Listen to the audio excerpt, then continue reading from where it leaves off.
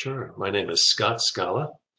My current employer is my own company, Scala and Associates, and I started the company back in 2007 after a very long career that started in 1989. So I've been at this as we speak for about 32 years.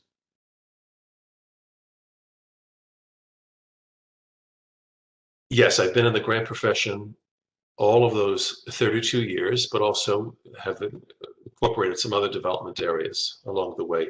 And I got started, as I understand many people got started, and that was by default. My first big opportunity was a state strengthening grant in the state of New Jersey that nobody else wanted to touch in the department. So they said, "Oh, give it to Scott."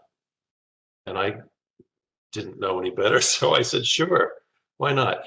And I found that I liked it. I had a knack for it, and we got the grant. And I remember, even though it was all those years ago, it was a $500,000 grant that enabled us to open an after-school program in one of the most challenged neighborhoods in Paterson, New Jersey.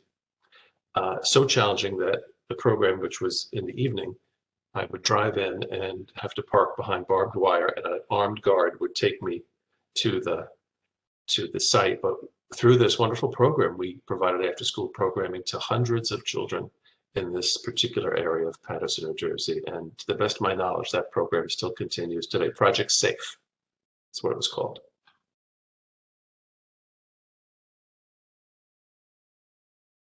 Well, I worked in higher education for Rutgers University and a state university community college in New York State. Many years combined, and then some nonprofit organizations. But what really was the catalyst for me to start working on my own was a very unfortunate circumstance, which was that in the early to mid 2000s, I lost a job, my only job ever in my entire career that I lost. And I lost it at a time when we had a 5-year-old son. My wife and I also had a 6-week-old baby, and we were closing on our new house the next day. So it was a very interesting, perfect storm of events. And we got through it all, and everything turned out fine. But it put something in my head that I said, I will never go through this again. And even though I took on some temporary employment, during that time, I started the process of building my own business. And it did take a couple of years, but after building that infrastructure kind of behind the scenes and thinking more about it and learning more about what it really took to be a grants consultant, I launched the business in July of 2007.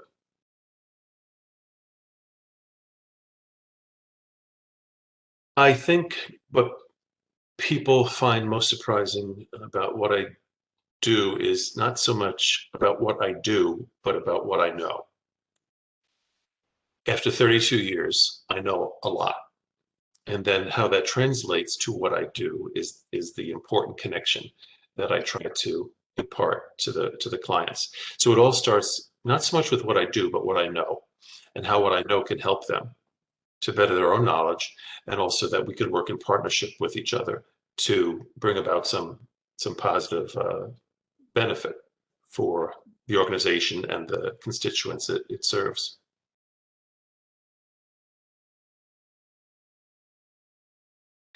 Well, unlike before, as a consultant, I'm never bored, never bored. And the grants industry itself has never brought me boredom, but sometimes working for other people, as I did for that, that early stage of my career, uh, I just, if I had to go to the same cubicle day in, day after day, and just be with the same people day after day, even though some of them were wonderful to work with, I'm not geared that way, certainly not at this stage in life. I like the diversity. I like the change. I like that no day truly is like the day before. There's some similarities, but it's so different. And my clients are so different. I thrive on working with very different types of groups on different types of projects. I didn't quite do my best work when it was the same thing all the time. But that's me. That's a very subjective thing. So that's what I find most stimulating and what keeps me going, after 32 years and for many more years to come.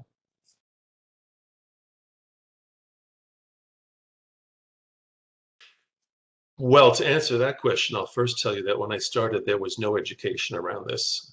This wasn't even much of a career at the time. And I'm talking about the grant professionals specifically. I mean, it kind of lumped into development and other things, and people still didn't understand what it truly was. And I remember doing my research in the library, going through the various periodicals, thumbing through and looking for foundation listings. But I'm before internet, I'm before, scanning and all of that stuff. So I think today we have many more opportunities ahead of us. You can go for a formal education, as some of our members have done, and they've gone into PhD level degrees. I think that's wonderful. But you can start at a very basic level, meaning that go to other people's coursework, see what other people have to say about the industry through GPA and the like, AFP and other types of organizations out there that provide information about the work that we do. Constantly learn. You can take community college level courses. My local community colleges have some basic level, step 1, step 2 intro, and a follow-up course to grants. Some state colleges offer the same. Just continue to find those learning opportunities, and many of them are free, and if not free, very low cost. GPA makes them very low cost as well. So I think keep learning. And after 32 years, I still enjoy going to other people's sessions and thinking, well, they do that a little differently. Maybe I should, consider that route. But the key is to just have a mindset of always learning, always growing, always developing.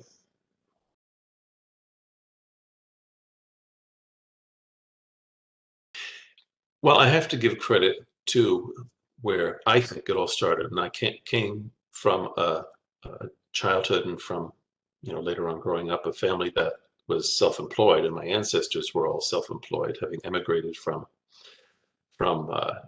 Naples, Italy. And I think that even though I was born in the United States, I really do believe that's in my makeup. It is. It's that entrepreneurship that was something that was a big part of my life growing up, and I watched very carefully. I watched my parents, I watched my grandparents, aunts and uncles, most of whom were self-employed in other fields, certainly not in this field, but in other fields. But it didn't matter because that seed was planted in me very early. And so even though I started my business at around the age of 40, it didn't much matter because the point is I did start it, and I had I was predisposed, I guess, to do this at some point in my life. And I think that really was the catalyst to move me forward. And then you add that losing a job, becoming unemployed, those two things together kind of set the groundwork for a long career as a grants consultant.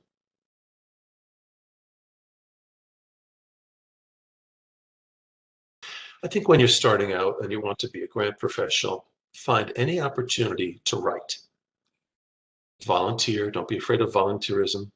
The money will come at some point. I started as a volunteer very, very early. I worked with my church writing a couple of grants back in New York State where I lived at the time, and that led to other things. Just find opportunities to write and maybe find a writing partner. Maybe find a mentor, somebody who could take you under their tutelage, and bring you up as you grow and develop. And make sure you watch, you look and learn, because there's a lot going on in the grant sector, and you constantly have to be aware of what all of that is and what it all means to you, the grant professional.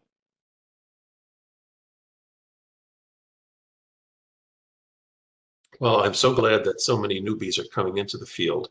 And don't feel that if you are stuck, don't feel that you are alone, because there are many people who get stuck along the way. Even us seasoned grant writers have dry moments where the words just don't come. And we might have the information in front of us, but it just doesn't come naturally. Know that there are many resources available to you through GPA, its members, its mentoring program, its next level training, and many other trainings that are out there, all available to you to help you work through whatever level you're at, whether you're a beginner, moderate in level, or more experienced. There's something to learn throughout your career.